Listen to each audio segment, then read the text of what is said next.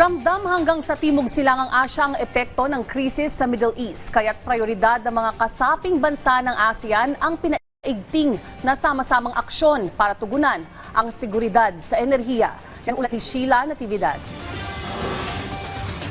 Sa kahabaan ng Central Avenue sa Quezon City, matatanaw ang isang maliit na karinderya ni Ate Baby. Ang 16 na taon ng kanyang buhay, inialay niya sa pagluluto ng iba't ibang putahe. Nagsisimula ako sa maliit lang na kantin hanggang sa utay-utay, ikot-ikot lang sa paghanap buhay, tiyaga lang. Mula noong maliit pa man ako hanggang sa nakapatapos ko sila. Pero aminado rin si Ate Baby na pagsubok para sa kanila ang pagtaas ng presyo ng mga bilihin, lalo na ang langis at LPG. Bunsod kasi ito ng sigalot sa Middle East. Tuloy pa rin, paano, kahit may kamahalan, laban lang tayo. Kaya naman ang diskarte ni Ate Baby para maitawid ang pangangailangan ng pamilya. Actually dati marami ako mga niluluto. So ang ginagawa ko, nagbawas ako ng budget. Ng mga niluluto, yun na lang mga need na lang na presyo ng masa. Yun lang, tapos yung gasol, tapos gagamitin. Ino-off na. Ang mga negosyong katulad ng kay Ate Baby ang pangunahing apektado ng taas presyo ng mga produktong petrolyo katulad ng gasul na nakadepende sa galaw ng world market.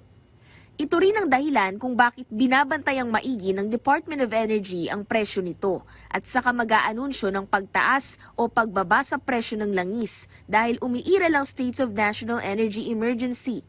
Sa pakikiisa ng Pilipinas sa ASEAN Petroleum Security Agreement o APSA, mas mapatatatag ang supply ng enerhiya sa buong rehiyon, kung saan nananawagan din ng mga opisyal nito na maisakatuparan na ang APSA para matugunan ang pagkaantala sa supply ng produktong petrolyo.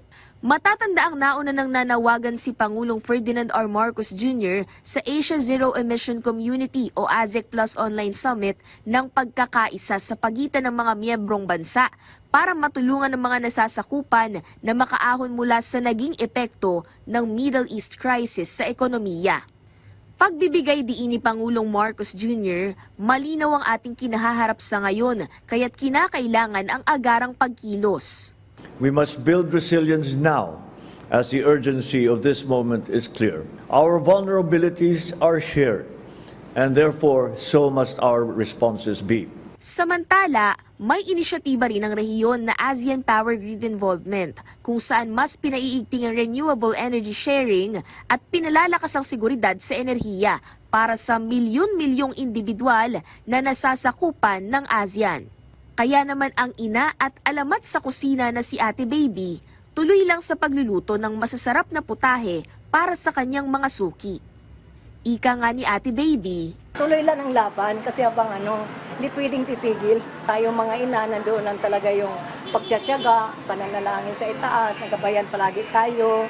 Huwag lang tayong sumuko sa lahat ng mga pagsubok sa mga kapaligiran natin na ang mahal-mahal ng mga bilihin, laban lang, nandoon yung pananalig sa itaas at magtsatsaga talaga at gabayan lahat ng mga anak.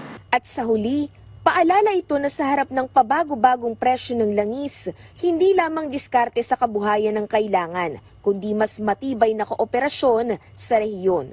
Dahil sa pagkakaisa ng mga bansa sa ASEAN, inaasahang mas mapoprotektahan ng mga pamilya at negosyo laban sa mga suliraning dala ng pandaigdigang krisis sa enerhiya.